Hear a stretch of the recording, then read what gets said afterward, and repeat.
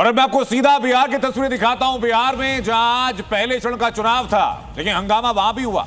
हंगामा वो भी उस सीट पर जहां पर बिहार के डिप्टी सीएम चुनावी मैदान में थे। विजय सिन्हा के साथ जो विवाद हुआ, जिसमें नया मोड़ सामने आया, आरजेडी एमएलसी का नाम इसमें सामने आया। तस्वीरें आप देखिए, ये तस्वीरें वहीं की हैं। आरोप है आरजेडी कार्यकर्ताओं पर कि विजय सिन्हा की गाड़ी के ऊपर, विजय सिन्हा के काफिले के ऊपर पथराव हुआ।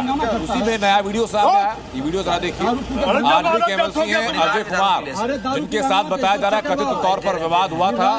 आरजेडी के एमएलसी पर शराब पीकर घूमने का आरोप है। लखीसराय और शेखपुर रोड पर दोनों के बीच बहस भी हुई।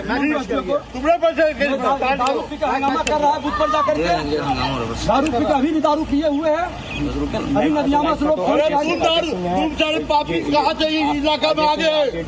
पी करके फिर सब चढ़ा हुआ है। उतार देंगे 14 तारीख को, उतार देंगे 14 तारीख को रिजल्ट में। और धमकी मत दो, तुम्हारे जैसा कितना छोड़ो राजद के गुंडा को हम ठीक कर देंगे। के बीच की बातचीत आपने सुनी, जो कि आरजेडी के एमएलसी धमकी दे रहे हैं कि तुम्हें 14 तारीख को देखेंगे। तो विजय सिन्हा कह रहे हैं कि धमकी मत दो। ये पहला चरण का मतदान रहा, जबरदस्त हंगामेदार रहा। आरजेडी के समर्थकों ने और उप मुख्यमंत्री और लखीसराय विधानसभा सीट से बीजेपी उम्मीदवार विजय सिन्हा के काफिले को घेरा, जिसके पहले की तस्वीर कुछ वक्त पहले मैंने आपको दिखाई। उनकी गाड़ियों पर ईंट और पत्थर चलाए गए हैं। ये सब हुआ जबकि मनेर विधानसभा में आरजेडी उम्मीदवार भाई वीरेंद्र ने पोलिंग बूथ पर हंगामा किया। ये तस्वीरें, रिपोर्ट जरा आप देखिए।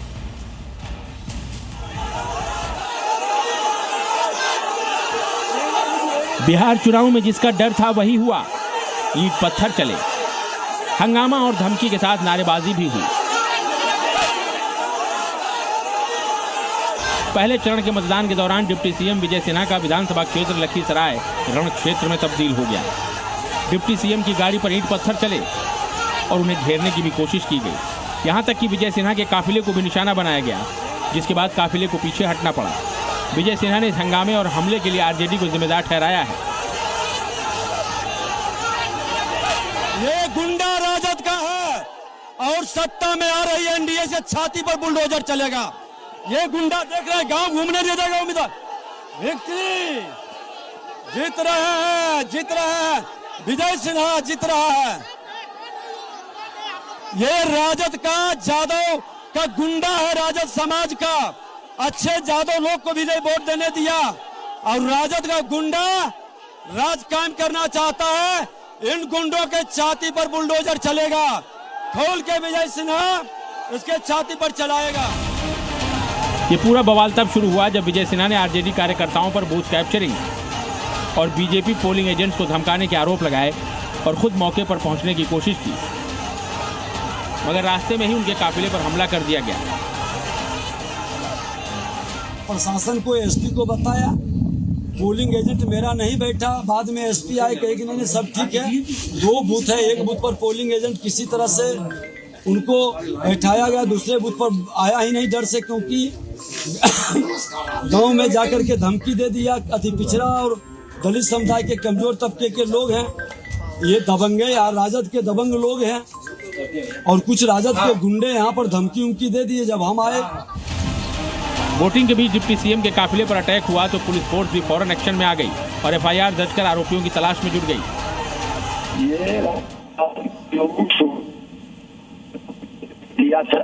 समुदाय से था, जब सुन मिली है तो हमने प्रशासन को बताया। फिर जब हमने आया है तो हमको घुस से नहीं दे रहा, विरोध कर रहा था जी, अपना गुंडे दिखा रहा है। हमारा वोटर सब डरा सहमा है, वो नहीं चाहता कि वो आके वोट दे। और घोषित बूथ, ये तो घोषित बूथ है ना। जो दबंगती है राजद की, वो अति पिछड़ा दलित को वोट पूछने ही नहीं दे और अपने लोगों के द्वारा वोट दिलाई तो घोषित कब्जा है ना। ये राजद का वही स्वरूप दिखानी पड़ रहा है इस गांव में, जो 90 के दशक में होता था। लाठी लेके अति पिछड़ा और दलित के हट जाता। और बताइए, हम आज 4 घंटे के बाद आ रहे, वहां भी हंगामा आए पोलिंग में, कहे सब शांत है। हमने कहा कि निकलने नहीं देता, धमकी दे रहा है, गांव में व्यवस्था बनाइए, लेकिन व्यवस्था नहीं बना पाए। वहां से गायब बैर लिया है। हाँ। दूसरे टोला में आके रुके हुए हैं। हमको फोन किया तब हमने आए हैं। लखीसराय में विजय सिन्हा पर हमला किया गया तो मनेर में आरजेडी विधायक भाई वीरेंद्र ने पोलिंग बूथ पर जमकर हंगामा किया। भाई वीरेंद्र यादव ने इलेक्शन ड्यूटी में लगे पुलिस प्रशासन पर ही पक्षपात के आरोप लगा दिए। भाई वीरेंद्र वोटर्स की पर्ची चेक करने से ऐसा भड़के कि सुरक्षा कर्मियों को देख लेने की धमकी तक दे डाली। आपको चेक करने का पावर नहीं है, इनको जाने दीजिए। नहीं आपको चलिए इनको दीजिए, इनको दीजिए। अभी देखिए ना, हम आपको चेक करने का पावर नहीं है, शांति व्यवस्था करने का है। अभी इनको कहिए तिवारी जी आए हैं कि हमारा वोट खराब करने के लिए। खराब नहीं कर सकते आप। क्यों चेक करने वाले कौन होते हैं? चेक करेगा वहाँ आदेश लगाइए।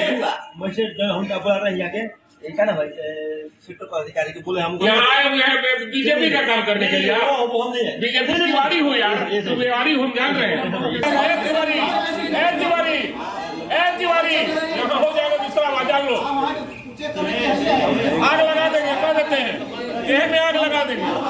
आप गलत बात करते हैं, आप बाहर रहिए, शांति व्यवस्था का। ठीक है जाइए, आप जाइए। ठीक है चलिए, हम शांति कर रहे हैं। शांति व्यवस्था केवल आपका काम होगा, एकदम शांति से होगा। जहाँ इधर उधर की है कोई दिक्कत हम करवे नहीं करेंगे, कोई दिक्कत नहीं है। भरत तिवारी जी नाम नोट कर लिया, चुनाव आयोग में कर दूंगा। नारायण जी हमारा कोई दिक्कत हमसे नहीं है। आरजेडी विधायक भाई वीरेंद्र की इस बौखलाहट की वजह भी उनके विधानसभा क्षेत्र में दिखी, जहां इलाके के लोगों ने सड़क नहीं बनने पर मतदान का बहिष्कार कर दिया। लोगों ने रोड नहीं तो वोट नहीं का पोस्टर लगाकर भाई वीरेंद्र के खिलाफ विरोध जताया। ब्यूरो रिपोर्ट, जी मीडिया। जिस वक्त पहले चरण की वोटिंग थी उसी वक्त केंद्रीय मंत्री गिरिराज सिंह अपने फॉर्म में आते हैं, बुर्के में वोट डालने पहुंची महिलाओं को लेकर बयान देते हैं और कहते हैं कि अगर बुर्के में वोट डालने आ रही महिलाओं पर शक है तो फौरन उनका चेहरा चेक किया जाए। इधर गिरिराज सिंह ने बयान दिया कि बुर्के वाली महिलाओं का चेहरा चेक किया जाए। उसी के बीच इसी बयान ने एक नया घमासान छेड़ दिया। हालांकि बिहार में जो महिलाएं बुर्का पहनती हैं वो क्या कह रही हैं, आपको ये भी सुनना चाहिए।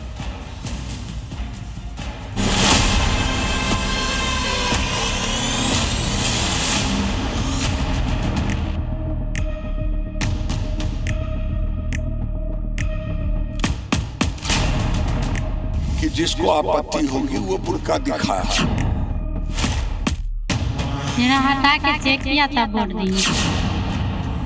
बिहार चुनाव में वोटिंग के दौरान बुर्का नशी महिलाओं की जांच को लेकर शुरू से ही विवाद मच रहा था। बुर्के में महिलाओं की जांच के आदेश को लेकर सवाल उठाए जा रहे थे।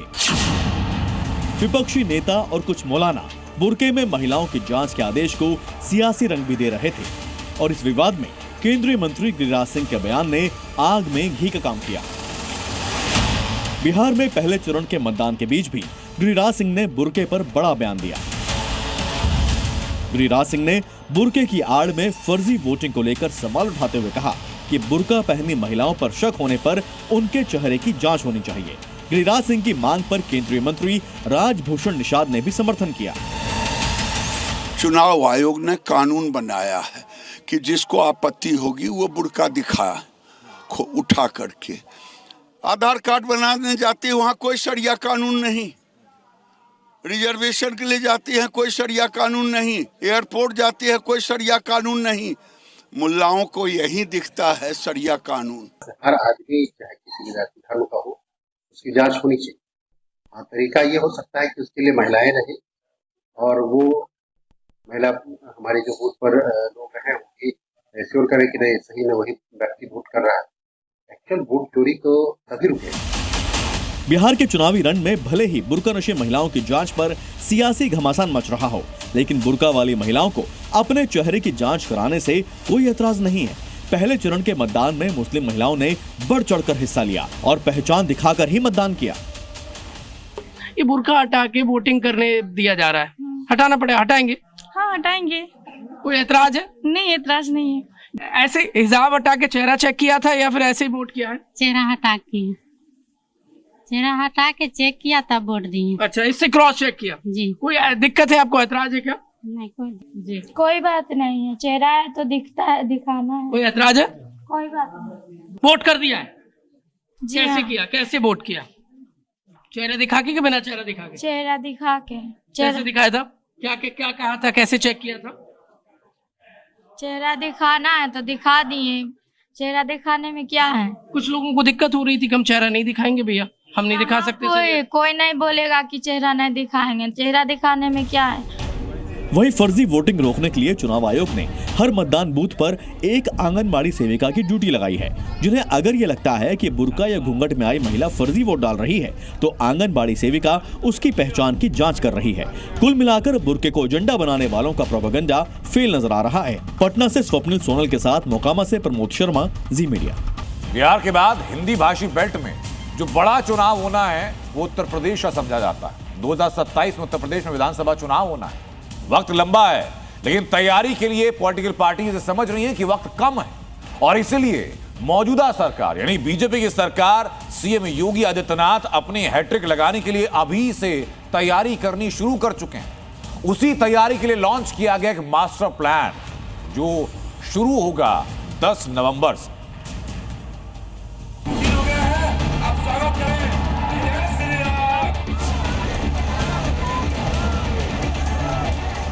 यूपी के योगी राज के 8 साल बीत चुके हैं। इन 8 सालों में सीएम योगी ने यूपी की काया पलट कर दी है।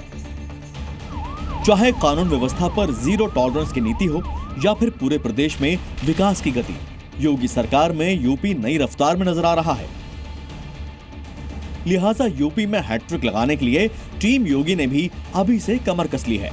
यूपी में 2027 विधानसभा चुनाव के लिए बीजेपी ने अपनी रणनीति का रूट प्लान तैयार कर लिया है, जिसका मकसद एक ही है, यूपी में फिर एक बार योगी सरकार। बीजेपी के इस मास्टर प्लान के मुताबिक यूपी के सभी 403 विधानसभा सीट के हर वोटर तक पहुंचने का लक्ष्य रखा गया है। इसके लिए विधानसभा स्तर पर 10-10 किलोमीटर की पदयात्रा निकाली जाएगी। यात्रा में बीजेपी के सांसद, विधायक समेत पदाधिकारी और कार्यकर्ता भी शामिल होंगे। ये यात्रा 10 नवंबर से सभी विधानसभा क्षेत्रों में शुरू की जाएगी। इसमें समाज के सभी वर्ग के लोगों को शामिल किया जाएगा। लोगों को योगी सरकार के कामकाज की जानकारी दी जाएगी। महिलाओं की सुरक्षा, क्राइम पर लगाम, रोजगार के अवसर का ब्यौरा दिया जाएगा। सभी विधानसभा स्तर पर 10-10 किलोमीटर की पदयात्रा भारतीय जनता पार्टी निकाल रही है और उसमें समाज के सभी वर्गों का सहयोग हम लोग लेंगे और ये संदेश देंगे कि सरदार पटेल जी ने भारत की अखंडता के लिए और जो वर्तमान भारत का नक्शा है उसमें सरदार पटेल जी की जो भूमिका रही है उस भूमिका की चर्चा हम जनता के बीच में करेंगे। दूसरा कार्यक्रम हमारा अभी बिरसा मुंडा जी की जयंती पर है, जनजातीय गौरव दिवस का, उसका अभियान हम लोग चलाएंगे। तीसरा कार्यक्रम हम लोगों का आगे 150 वर्ष पूरे हुए हैं वंदे मातरम गायन के लिए, तो उसका भी 7 तारीख को हम लोग एक बड़ा व्यापक आयोजन हमारी पार्टी करेगी। दरअसल पिछले चुनाव में समाजवादी पार्टी के पीडीए फॉर्मूले ने बीजेपी को काफी चोट पहुंचाने की कोशिश की थी। लिहाजा बीजेपी ने अभी से सभी वर्गों को एकजुट करने के मास्टर प्लान पर काम करना शुरू कर दिया है। उत्तर प्रदेश में 403 विधानसभा सीटों के लिए बीजेपी ने मास्टर प्लान तैयार कर लिया है। इन सीटों को लेकर बीजेपी हर एक विधानसभा सीट पर यात्रा निकालेगी। 10 नवंबर से शुरू होने वाली इस यात्रा का मकसद हर व्यक्ति तक पहुंचने का लक्ष्य है। ऐसे में ये माना जा सकता है कि 2027 के लिए बीजेपी ने अभी से तैयारियां शुरू कर दी हैं। कैमरामैन गिरीश विशाल वंशी, जी मीडिया, लखनऊ।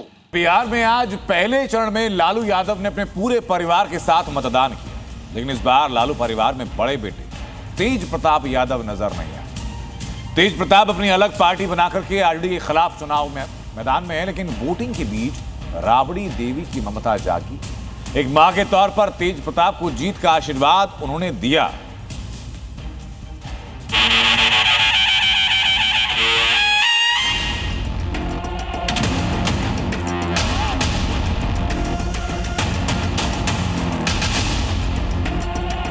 दोनों का हमारा माँ है, माँ के शुभकामना, माँ का आशीर्वाद है तेज प्रताप को। बिहार के चुनावी रण में ऐसा पहली बार है जब लालू यादव के बड़े बेटे तेज प्रताप अपने परिवार के साथ नहीं है। वोटिंग के बाद लालू परिवार के इस फोटो फ्रेम में तेज प्रताप कहीं नहीं है। तेज प्रताप यादव न सिर्फ परिवार से बाहर हैं, बल्कि चुनावी दंगल में अपने पिता की पार्टी आरजेडी से दो हाथ भी कर रहे हैं। पहले चरण के चुनाव में बिहार के पूर्व मुख्यमंत्री लालू प्रसाद यादव अपने पूरे परिवार के साथ वोटिंग के लिए पहुंचे। वोटिंग के बाद लालू यादव और राबड़ी देवी ने परिवार के साथ फोटो खिंचवाई।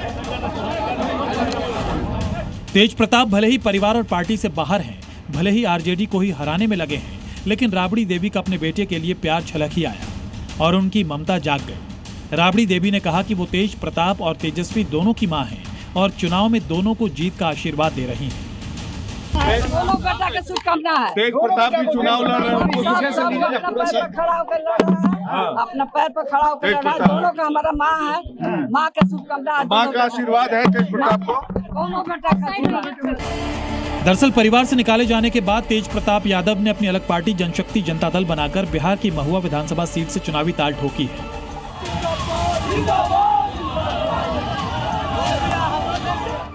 वहीं तेजस्वी यादव एक बार फिर राघोपुर विधानसभा सीट से आरजेडी के उम्मीदवार हैं और महागठबंधन का मुख्यमंत्री चेहरा भी है, यानी चुनाव में दोनों भाई आमने सामने हैं।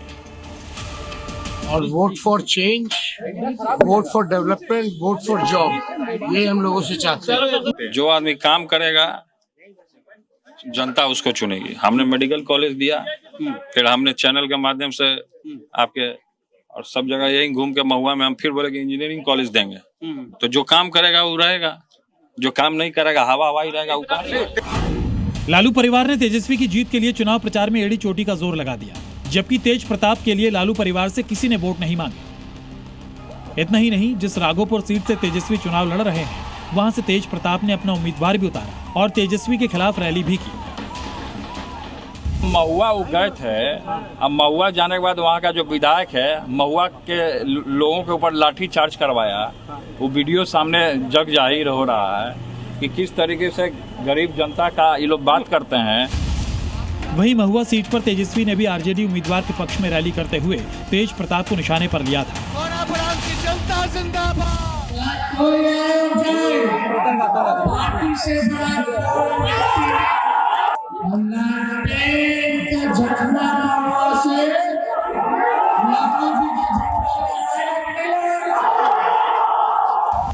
लेकिन जिस तरह से राबड़ी देवी की ममता जगी है, माना जा रहा है कि नतीजों के बाद रिश्तों पर जमी बर्फ पिघल सकती है। ब्यूरो रिपोर्ट, जी मीडिया। और अब दिखाते हैं आपको राजनीति के बयान भी।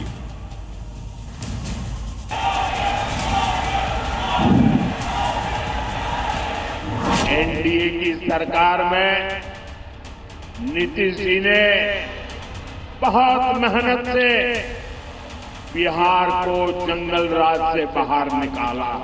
आरजेडी और कांग्रेस आज फिर से बिहार के अंदर अब इन्हें ठगी का माया जाल फैलाने का प्रयास कर रही है।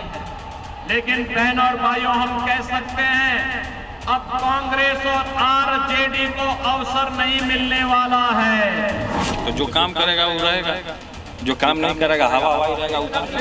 जो दलित भाई हैं, पिछड़े भाई हैं, अति पिछड़े भाई हो या अल्पसंख्यक समाज हो, उनको जो है लोकतांत्रिक व्यवस्था से हटाना चाहती है, यानी बिल्कुल संविधान के खिलाफ अलोकतांत्रिक काम जो है बीजेपी कर रही है।